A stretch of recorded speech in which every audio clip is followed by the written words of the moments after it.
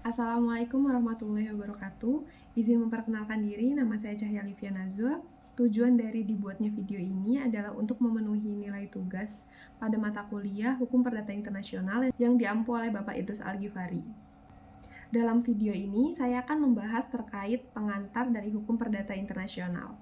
Materi yang pertama berkaitan dengan pengertian dan ruang lingkup HPI. Hukum perdata internasional adalah seluruh kaidah dan asas-asas hukum yang mengatur tentang keperdataan yang melintasi batas negara. Hukum perdata internasional ini sejatinya adalah hukum nasional di mana sumber hukumnya berasal dari hukum nasional, yaitu undang-undang. Kata internasional dalam hukum perdata internasional tidak merujuk pada sumber hukumnya, tetapi menunjukkan kepada fakta-fakta hukum yang terjadi. Adapun subjek dari hukum perdata internasional sama seperti hukum lainnya, yaitu orang dan badan hukum. Sedangkan ruang lingkup dari hukum perdata internasional menyakup choice of law, choice of jurisdiction, nationality, condition at the arrangers. Materi yang kedua yaitu titik pertalian sebagai penentu masalah HPI. Titik pertalian dapat diartikan sebagai tanda adanya unsur asing yang mana menyebabkan berlakunya suatu style hukum. Titik pertalian ini dapat dibagi atas dua macam, yaitu titik pertalian primer dan titik pertalian sekunder. Titik pertalian primer adalah faktor-faktor, fakta-fakta, atau suatu keadaan yang menentukan peristiwa tersebut masuk ke dalam hukum perdata internasional atau bukan. Maksudnya, titik pertalian primer ini digunakan untuk menentukan ada tidaknya unsur asing di dalam HPI tersebut. Adapun yang menjadi faktor titik pertalian primer antara lain, yang pertama adalah kewarganegaraan, yang kedua adalah bendera kapal, yang ketiga adalah tempat kediaman, yang keempat adalah kebangsaan dari badan hukum, dan yang kelima adalah choice of law. Titik pertalian sekunder adalah faktor-faktor atau fakta-fakta yang membantu untuk menentukan hukum mana yang akan diberlakukan dalam perkara HPI tersebut. Kemudian materi yang ketiga berkaitan dengan status personal. Status personal adalah suatu keadaan pribadi atau hukum yang diberikan oleh negara untuk melindungi lembaga-lembaga di dalamnya. Jadi, status personal umumnya ditentukan oleh kewarganegaraan suatu negara. Terdapat dua cara untuk menentukan status personal seseorang. Yang pertama adalah ditentukan dari di mana ia tinggal atau asas teritorial. Yang kedua adalah ditentukan dari kewarganegaraannya atau asas nasionalisme. Kemudian materi yang keempat adalah kualifikasi.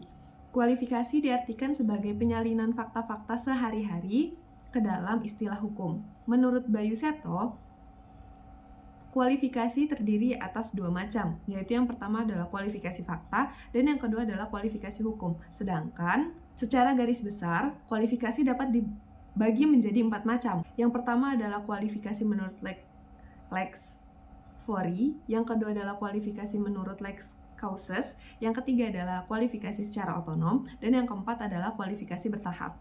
Materi yang kelima berkaitan dengan renvoi atau penunjukan kembali. Jadi masalah renvoi ini erat kaitannya dengan masalah kualifikasi. Dapat dua cara untuk menentukan penggunaan renvoi dalam hukum perdata internasional. Yang pertama adalah penunjukan kembali.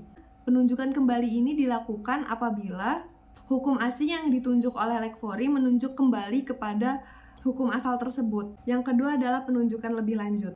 Penunjukan lebih lanjut terjadi apabila hukum asing yang ditunjuk oleh lex fori menunjuk hukum asing lain yang berbeda dengan hukum asing yang ditunjuk oleh lex fori. Materi yang ketujuh adalah penyelundupan hukum. Penyelundupan hukum dalam HPI adalah perbuatan hukum yang dilakukan seseorang untuk mendapatkan suatu hak menggunakan hukum asing yang apabila ia lakukan menggunakan hukum nasional atau hukum negaranya, ia tidak memiliki hak tersebut. Contohnya adalah mengubah domisili untuk melakukan suatu perceraian. Hal ini terjadi di negara-negara yang menganut asas monogami mutlak dan melarang perceraian seperti Italia dan Filipina. Adapun penyelundupan yang diakui adalah penyelundupan yang dilakukan secara formal dan yang sah dan diakui. Apabila penyelundupan ini dilakukan secara berpura-pura, maka akibat hukum atau hak yang diperoleh akan batal demi hukum. Materi selanjutnya adalah persoalan pendahuluan. Persoalan pendahuluan dalam HPI diartikan sebagai suatu persoalan hukum yang harus dipecahkan terlebih dahulu sebelum memecahkan putusan akhir atas suatu perkara HPI yang dihadapkan kepada hakim. Contoh dari penerapan persoalan pendahuluan antara lain, dalam persoalan HPI mengenai perkawinan dengan janda atau duda, harus diselidiki terlebih dahulu sah atau tidaknya perceraian duda atau janda tersebut dengan mantan suami atau mantan istrinya. Dalam hal ini, persoalan pokoknya adalah perkawinan dan persoalan pendahuluannya adalah perceraian. Menurut HPI, terdapat 3 cara untuk menyelesaikan persoalan pendahuluan, yang antara lain, yang pertama adalah penyelesaian menurut leg causes, yang kedua adalah penyelesaian berdasarkan leg fori atau repartition, yang ketiga penyelesaian persoalan pendahuluan harus ditetapkan secara kasuistis. Materi selanjutnya atau materi yang ke-9 berkaitan dengan pilihan hukum. Pilihan hukum atau choice of law adalah kebebasan bagi para pihak untuk menentukan hukum apa yang digunakan dalam suatu kontrak atau dalam hubungan keperdataannya. Pilihan hukum ini bermanfaat untuk memuaskan dan mengefisiensi penggunaan hak dasar para pihak.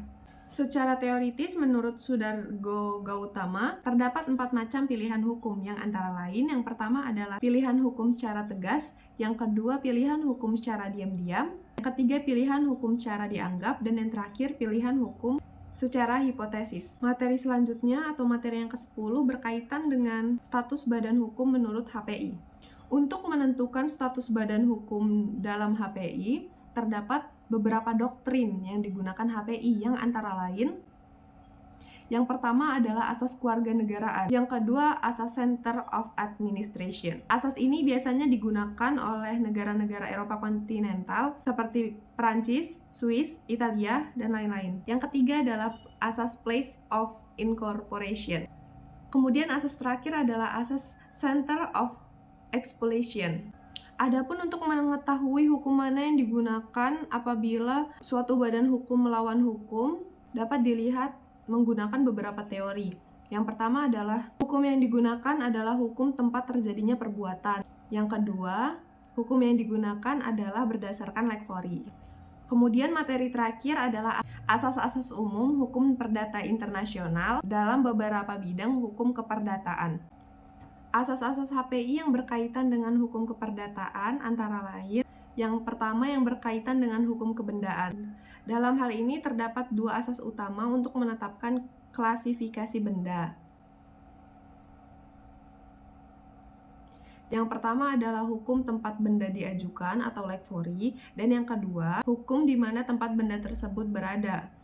Kemudian yang terakhir adalah asas-asas HPI tentang kewarisan. Pertama, apabila objek warisan adalah harta tidak bergerak atau benda tidak bergerak, maka prosedurnya diatur menggunakan hukum tempat benda tersebut berada atau asas Res Itae atau Lex Situs. Yang kedua, apabila objeknya adalah benda bergerak, maka hukum yang digunakan untuk mengatur perwarisan tersebut adalah tempat di mana pewaris hidup.